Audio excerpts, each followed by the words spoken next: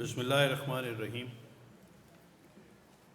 First of all, I must thank the Honorable Vice Chancellor for giving the CGSS, Center for Global and Strategic Studies, this opportunity to be here today in this very illustrious gathering and university. I am also very grateful to General Khalid Amir and especially to Mr. Fakhr Imam, because I know he was very busy and it was very kind of him that he took out this time and to be with us today. I know he has to leave today again because he's going abroad. So this shows his commitment to the Kashmir cause. As we speak, ladies and gentlemen, this is the 63rd day of the curfew in Jammu and Kashmir. This is the longest curfew in Jammu and Kashmir, and possibly it may break records that this may be the world's longest curfew also. Contrary to Indian claims, the reports which are coming out secretly, they tell us about the possibility of a genocide, the possibility of the whole valley being totally annihilated. We know that this is the agenda of this BJP government especially. But let me tell you something. Kashmir's history has been more or less a tragic one. I will start from 1846, when it was sold to Gulab Singh Dogra by the British for 7.5 million Nanak Shahi rupees, which was the currency in those days because of the Sikh government. So the people were sold like cattle for 75 lakh of rupees. And the tragedy, I think, starts from there. Till 1947, of course, since the British were there, the Maharaja was ruling, his descendants, Gulab Singh's descendants. But then, when Pakistan was created, the whole valley erupted, or Kashmir erupted, because they wanted to join Pakistan.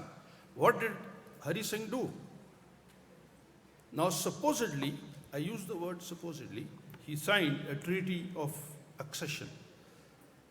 Now, according to a notable writer, Alistair Lamb, he could not have signed the treaty of accession on the day which the Indians tell us, because on that particular day, he was going from Srinagar to Jammu on 26th of October, and 27th early morning, the Indian troops were there in the valley.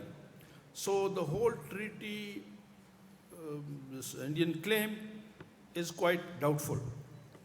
Of course, there are many versions coming out, but nobody has really actually seen the Treaty of Accession yet. The Indians, ladies and gentlemen, we must be very clear. The Indian policy has always been that of expansion. From 1947 onwards, look at the expansion of India. We'll start with Kashmir. Of course, they occupied it illegally. Then we move on to Assam, Tripura, Manipur. They were all states. They were absorbed into India.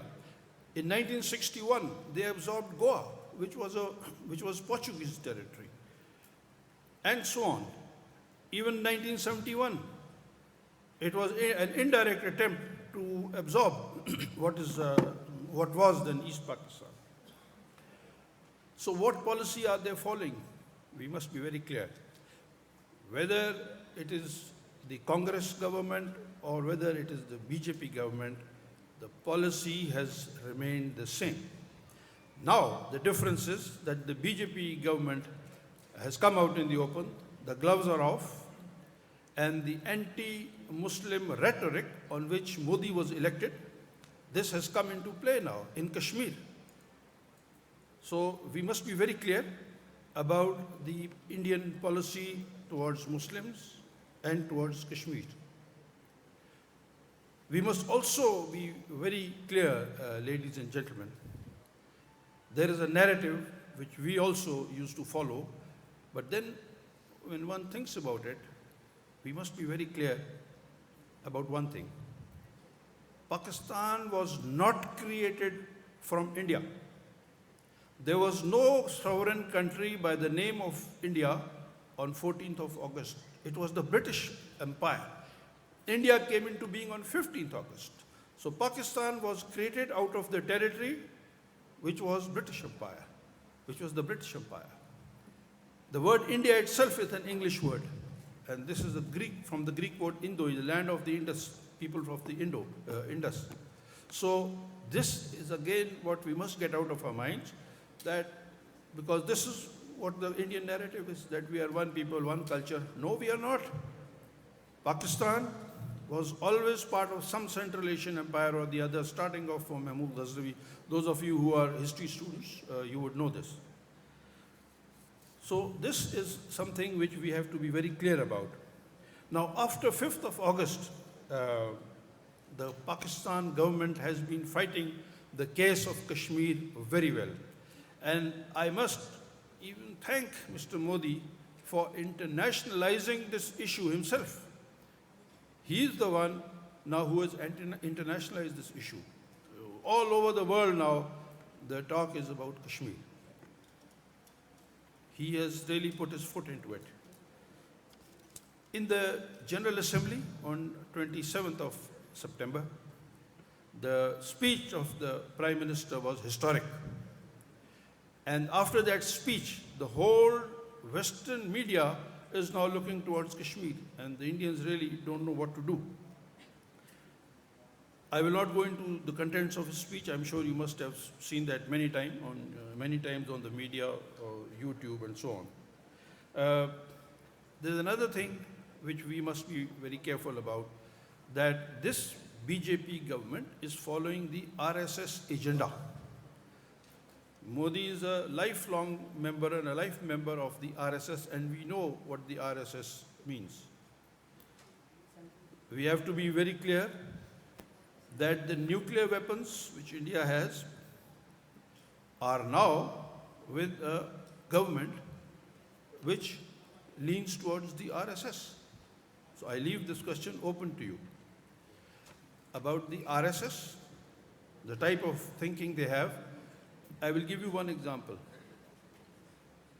A few days ago was the 150th birth anniversary of Gandhi.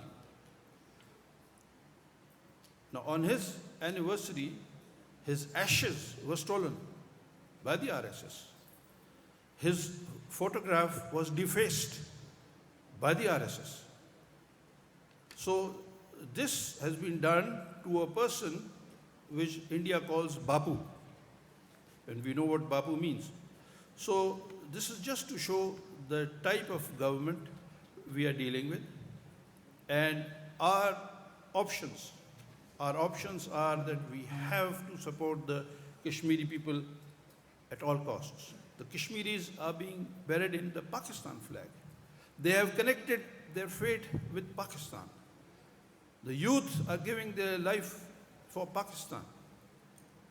The only way forward, according to my opinion, is that we have to move according to the UN resolutions. A plebiscite must be held, and we must put all sorts of pressure on the Indian government to have that plebiscite. This is a chance, and we should not lose it. Otherwise, history will never forgive us. The Kashmiris will never forgive us.